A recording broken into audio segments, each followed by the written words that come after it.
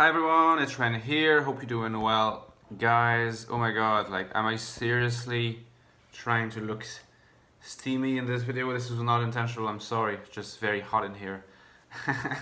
Okay, I'm back to looking like a nerd, so that's good. That's reassuring. So I hope you're doing well, guys. Welcome to my room.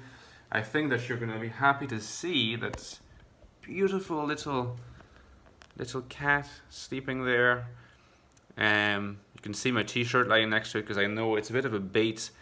It's not going to work, but it seems that whenever I make videos, Hazelnut is somehow annoyed by maybe the frequency, volume or frequency of my voice, and she invariably ends up leaving the room. I'm a bit concerned because it's always kind of breaking my heart when she does. But at the same time, I know that it's nothing against me. So obviously this is not what this video is about. I was reflecting a little bit earlier and last few weeks about this topic that has to do with the wisdom as in general, wisdom as a whole, and the wisdom of the INFJ. Because it's true that if you think about what the INFJ type is known for, apart from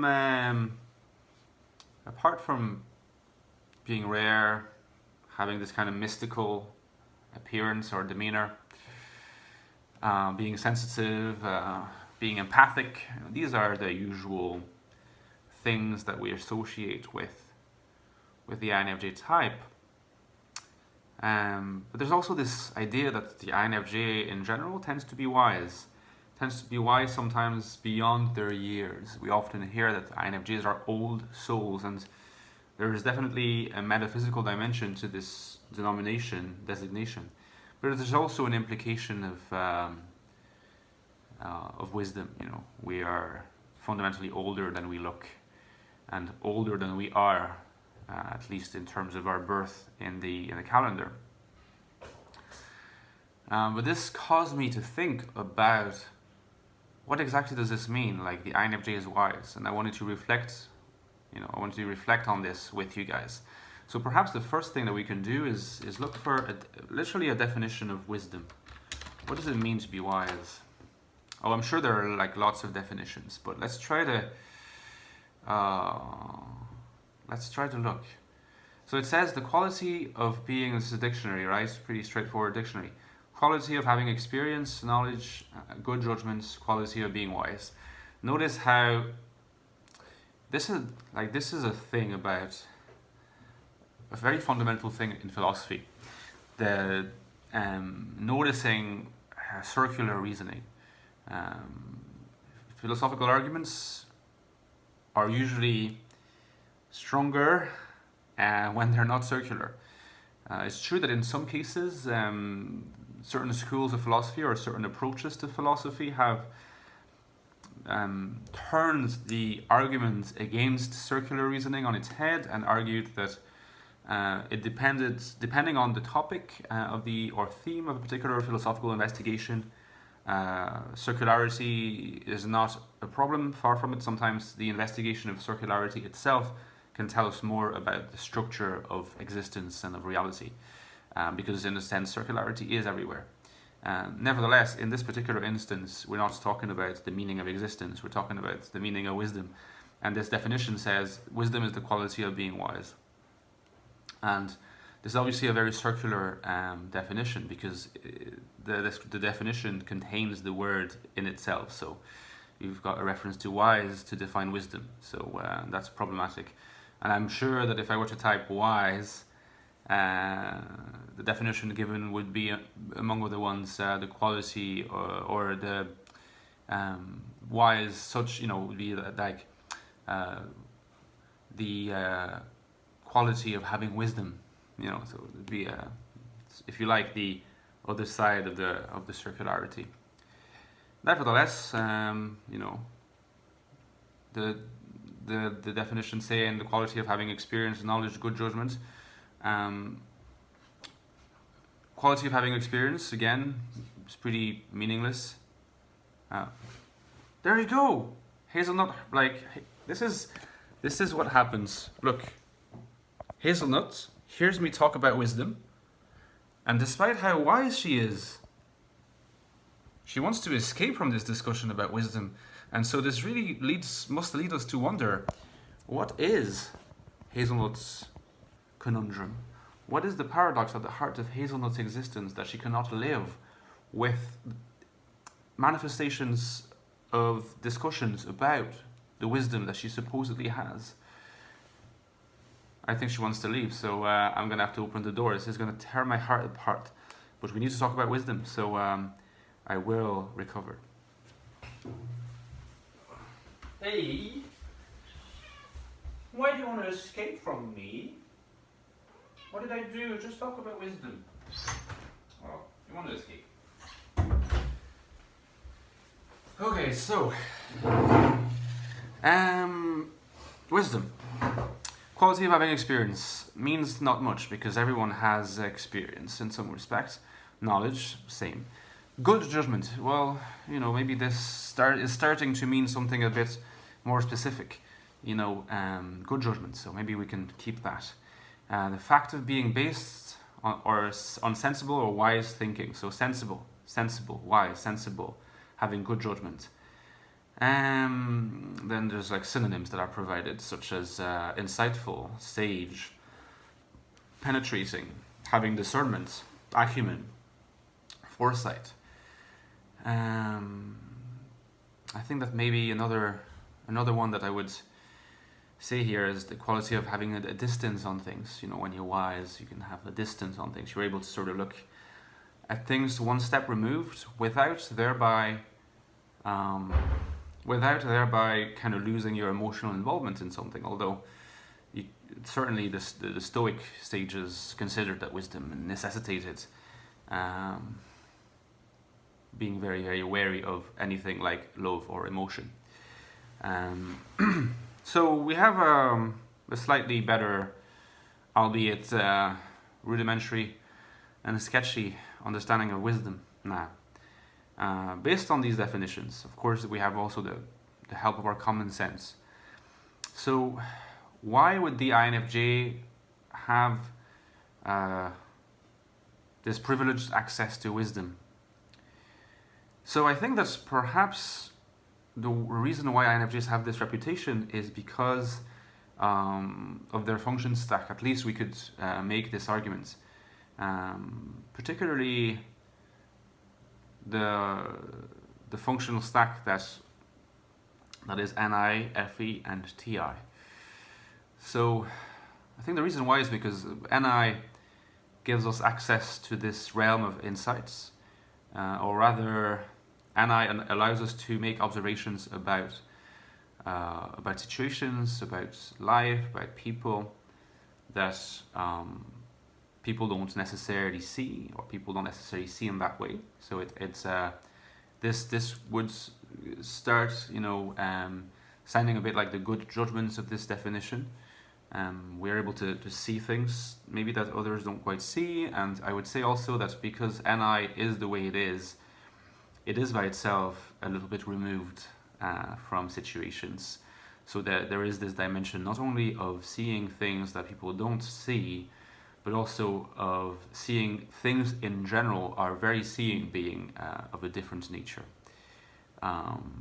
So then, I would say that maybe extroverted feeling in this case is also very helpful, because it means that rather than keeping these insights for ourselves, we have a tendency to express them and even make sense of them ourselves by talking to people, by sharing them with people, by interacting with people. Maybe this is why an INTJ, for example, if you look at definitions of the INTJ type or descriptions of the type, you rarely come across them being described as wise. I'm not saying that they're not wise, they will be described as many other things, but they have access more or less to the same realm of insights as INFJs do, but they're not going to interpersonally express these insights.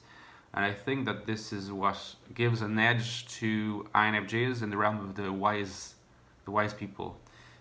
Wisdom implies also not just being wise for oneself, but allowing other people to have a glimpse of that wisdom, of having that wisdom sort of be like lit on them a little bit. And I'd say that in terms of TI, there again there is a dimension of it that contributes, I think, to this seeming wise of INFJs, and that is that unlike TE probably, which just has this very often this very pragmatic, no-nonsense approach to just figuring out how things work and going for how things work, TI is much more, in a sense, TI is much more self-reflective, it's much more reflective, it's much more analytical of itself, which means that the wise person scrutinizes themselves a lot in order to also settle on, via NI, the identification of what is still not wise in them. And making use of those insights at a social, interpersonal level, not just for themselves. And so here you can see that the interconnection and the interplay of these different functions in the INFJ, and I'm leaving SE aside in this case, contributes probably to this sense of the INFJ having an air of wisdom. And when I say that the INFJ has an air of wisdom, I'm not trying to downplay the reality of this air. I'm just saying that this is how we seem, because this is our functional use, assuming again that this functional use is healthy, is used in a healthy manner, manifests itself healthily. And God knows how many INFJs, just like how many other types, struggle with health, including yours truly, admittedly. So I think that's for the first perspective that I wanted to sort of unpack on this wisdom of INFJs. Then there is another dimension of it that I think is sometimes too often left aside in these descriptions of the wise INFJ, is that I think the INFJ, unfortunately, is going to, by virtue of the very same functional makeup that, as I just proposed to argue here, facilitates this wisdom, this existential sense of wisdom. I think this very same functional makeup can threaten the INFJ with losing sight of this wisdom and become mired in much more superficial, short-sighted judgments, with the quibbles of the everyday, of what Kierkegaard talks or refers to as the aesthetic mode of experience. Caring only about, or caring mostly about these worldly, what we would call nowadays worldly concerns. What is my reputation? How much money do I make? What is my social status? Am I liked by people? And here by liked, I don't mean am I respected or am I appreciated, but am I popular? Am I popular? Am I entertaining myself enough? Am I giving fodder to my instinctual drives enough? And so Kierkegaard himself, an INFJ I believe, made a video about that. Kierkegaard himself was very clear about the fact that the vast majority of people are in this aesthetic mode. And I really think that the INFJ is going to struggle with not being in that aesthetic mode. And here the SE dimension is also important, because in a certain sense, SE always threatens an individual human being with being locked in this aesthetic mode, which you could also call the grip of SE, in which what matters primarily is the satisfaction of these drives. These drives can be physical, they can also be psychological. It doesn't make them any less basic drives, and not very wise indeed. And the thing about the INFJ is, because of our functional makeup, because of the NIFE side of this makeup in this case, we're going to be very vulnerable to external stimuli, to our anxiety, to our stress, but also to our self-esteem. This gift for perceiving things in a very deep and intense manner concerns also the things that are offered to us for perception as criticisms, as jabs, at attempts at making us feel insecure. And the problem is, I think, that an INFJ is, to the extent that an INFJ is perceptive in this way and wise in this way, an INFJ is also likely to be disarmed and left out of sorts as a result of these stimuli, sometimes evilly and intentionally inflicted on us by other people. And it's always going to be a struggle to not be influenced. And for the moments that we are really impacted and stressed out, this is precisely when we can be in the grip and when our functional makeup can turn itself against us and leave us in the grip in this aesthetic mode of existence that Kierkegaard talked about, which is in many ways the very opposite of wisdom. Where we indulge, where we cannot really see the forest for the trees, where we have low self-esteem, we're insecure, we look for validation, external validation from others to way too extreme an extent, rather than seeking a healthy form of self-validation, as I try to argue in a very recent video. And as a result of that, let's not forget that the INFJ's ability or capacity for wisdom exists in a very, very close relationship with the INFJ's capacity for falling into a mode that is not wise and that is purely aesthetic in the Kierkegaardian sense. Both these modes, the wise and the not wise, the profound and the superficial, are functions of the functional makeup of the INFJ. They're both variables of it in many ways, and so perhaps a wise sage is always going to be as wise as he or she is able to recognize the temptation and the danger posed by this other side. And I think that to a large extent this is a concern that the INFJ has to live with day to day. Alright, let me know what you think, guys, in the comments. Do you think you're wise? Do you think you're not wise? How often do you think you're wise?